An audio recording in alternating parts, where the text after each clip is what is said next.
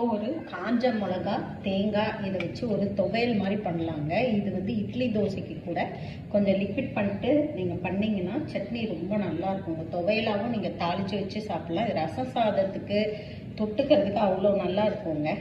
இதுக்கு தேவையான பொருள்னு பார்த்தீங்கன்னா காஞ்ச மிளகா, கருவேப்பிலை ஆஸ் யூஸ்வல் கொஞ்சம் நிறையவே எடுத்துக்கோங்க. இந்த அளவில் 4 பல்லு பூண்டு, கொஞ்சம் இது உப்பு, உடச்சிக்கல்ல, தேங்காய், பூண்டுங்க.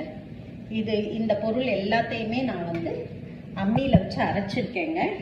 நீங்கள் வந்து மிக்சியில் கூட அரைச்சிக்கலாம், தப்பில்லை. நான் வந்து ஃபைனலாக கடைசியாக இதெல்லாம் அரைச்சிட்ட பிறகு தான் கடைசியாக பூண்டு வச்சு கரெக்டாக கட்டி கட்டி அரைச்சிருக்கேன். இந்த மாதிரி இது ரசம் சாதத்துக்கு அவ்வளோ நல்லா இருக்குங்க. நீங்கள் சாப்பிட்டு பாருங்கள், அவ்வளோ சூப்பராக இருக்கும். வெறும் ரசம் இந்த ஒரு துவையல் போடுங்க. இதையே கொஞ்சம் லிக்விடாக தாளிச்சிங்கன்னா தோசைக்கு இட்லிக்கு கூட நல்லா இருக்குங்க. ட்ரை பண்ணி பாருங்க.